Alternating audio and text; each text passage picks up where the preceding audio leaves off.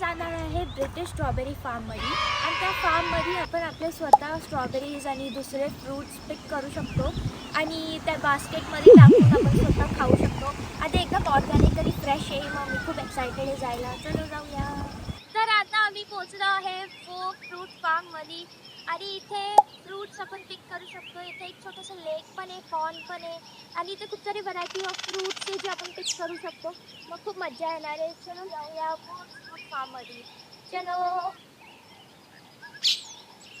मी आलोय मध्ये. आता इथून बास्केट पिक करून आपल्याला मध्ये जायचं आहे. आपले स्ट्रॉबेरीज आणि जे फ्रूट्स पिक करायचे ते करू शकतो.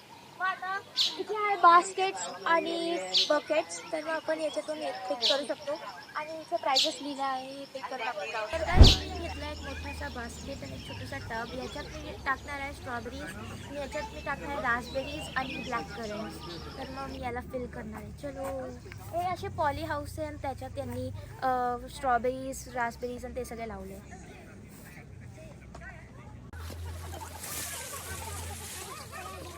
मला नाही माहिती हे कॉन्सेप्ट इंडियामध्ये आहे का नाही. तुमच्याकडे जे क्रॉप्स आहे तुम्ही असंच पॉली हाऊसमध्ये लावू शकता आणि तुम्ही पण कस्टमरला बोलू शकता तुम्ही स्वतःचे पिक करा आणि बास्केटमध्ये टाका. आणि त्यांनी प्राइजेस केले की 400 ग्रामसाठी किती 340 रुपीज आहे, म्हणजे 3 पाऊंड 40 पेन्स. मग खूप मस्त कॉन्सेप्ट आहे. बघा किती मजा येते. आणि इथं अजून पण आहे. इथे रास्पबेरीज आहे, ब्लॅक करंटचे. मग आपण आपल्याला जे पाहिजे ते पिक करू शकतो. मग गाईज हे बघ मला काय भेटलं. एवढे छान रेड स्ट्रॉबेरीज खाली लपले होते. मग आम्ही खाली वाकावं लागलं आणि मग एवढे छान छान रेड स्ट्रॉबेरीज दिसले. आणि इथं मच्छर तुम्ही पूर्ण लाल का बनली आहे बिकॉज आपण आलो स्ट्रॉबेरी फार्ममध्ये. मग मी पूर्ण स्ट्रॉबेरीसारखं ड्रेस केलं आहे. माझं रेड आउटफिट आणि माझं चेरीवाला नेकलेस जे की मॅच करतं फ्रूट्ससोबत आणि माझी बॅग सनफ्लावरसारखी आणि माझा रूम. आज मी पूर्ण बनली आहे स्ट्रॉबेरी. गाईज मला एक स्ट्रॉबेरी भेटला आहे चेरीसारखं आणि मी हे खाण्याशिवाय माझं किचनसाठी पण यूज करू शकते. न्यू किचन ट्रे दिसतं आहे. त्या ट्रेमध्ये ते लोक सॉईल सीड अँड वॉटर टाकतं जे प्लांटला लागतं ग्रो व्हायला.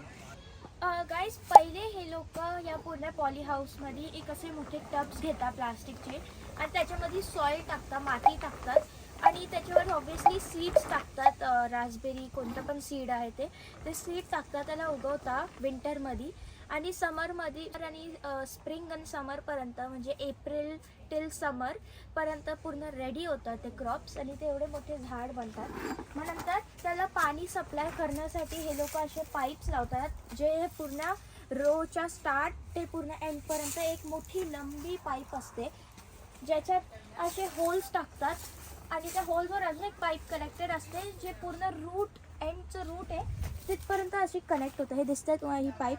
हे पूर्ण पाईप पूर्ण सॉईल कनेक्टेड आहे आणि त्याच्याने पाणी जातं रूटला जातं आणि त्याच्यामुळे एवढे सुंदर रूट्स ग्रो होतात. टाडा इथे रास्पबेरीज ग्रो होत आहे. बाकीच्या फार्म्सकडे स्ट्रॉबेरीज ब्लॅक करंट ग्रो होत आहे. मग हे तुम्ही पण टेक्निक वापरू शकता जर तुम्हाला असं एक पॉली हाऊस बनवायचं आहे. ओव्हर टाईम काय होतं की आपलं जेव्हा झाड मोठं होतं तेव्हा त्याला खूप सारे फ्रूट्स येतात. मग ते फ्रूट्स वाढलं त्याचं वेट पण वाढतं. मग ते वेट वाढल्याने आपलं ट्री खाली पण वाकू शकतं आणि खाली आपलं डॅमेज होऊ शकतं. मग ते स्टॉप करायला यांनी हे रोप्स लावले आहे जे हे ropes start to end of the row पर्यंत लावले आहे मिडलमध्ये ज्याच्यानी हे स्ट्रक्चर्डमध्ये राहतं आणि त्या सपोर्टसाठी ह्या ट्री सपोर्टसाठी यांनी हे रोप्स लावले आहे ज्याच्यानी ट्री आपला बेंड नाही होत. मी एक नोटीस केलं की या फार्ममध्ये ट्रेजमध्ये स्ट्रॉबेरी आहे आणि पॉट्समध्ये रास्पबेरी आहे. इथे खूप सारे कॅरेट ठेवले. या कॅरेट्समध्ये ते लोक फ्रूट्स भरणार आणि 2-3 कॅरेट्स जिथे जेवढे पण या व्हील बॅरोमध्ये फिट होत आहेत ते टाकणार आणि हे व्हील बॅरोजना घेऊन हे लोक त्यांचं जिथे पॅकिंग रूम आहे तिथे घेऊन त्याला पॅक करणार आणि त्याला दुसऱ्या स्टोर्समध्ये एक्सपोर्ट करणार. मग याच्यामुळे इथं व्हील बॅरो आणि हे सगळं तुम्हाला दिसू शकता. इथे पॅकिंग बॉक्सेस ठेवले आहेत. हे पॅकिंग बॉक्सेस याच्यासाठी ठेवले बिकॉज हे जेव्हा पिक करतात जसं मी सांगितलं व्हील बॅरोमध्ये टाकून कॅरेटमध्ये टाकून जेव्हा इथे आणतात तेव्हा इथे त्याच्यात पॅक होतात नीट आणि मग एक्सपोर्ट होतात दुसऱ्या स्टोअरमध्ये अशा बॉक्सेसमध्ये. दिसू शकतं हे डिफरंट टाईप्स ऑफ वूड आहे वेगवेगळ्या शेप्सचे.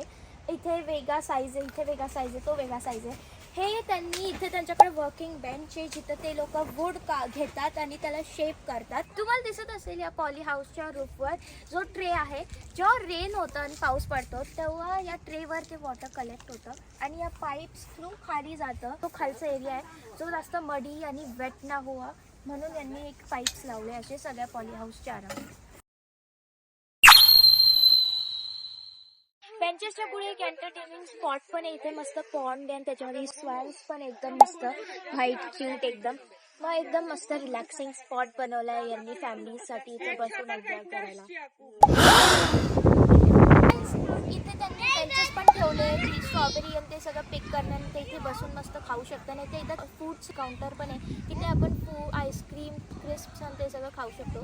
मग इथे सगळ्याकडे बेंचेस ठेवले सगळ्या फॅमिलीजसाठी आणि खूप मस्त मजा येते. तर आता मी घेतला आहे माझं फ्रूट्स. मी या बास्केटमध्ये भरले आहे खूप सारे टेस्टी ज्युसी स्ट्रॉबेरीज आणि याच्यात भरला आहे खूप सारे रेडिश रास्बेरीज. तर आता टाईम आहे याला बिल करायचा आणि चेकआउट करायला. तर मग हा होता आजचा व्हिडिओ. जर तुम्हाला काही इन्फॉर्मेटिव्ह आणि जर हेल्पफुल आणि एंटरटेनमेंट वाटला तर प्लीज सबस्क्राईब आणि लाईक करा आणि मी नवीन व्हिडिओसोबत तुम्हाला नक्कीच भेटेल. बाय.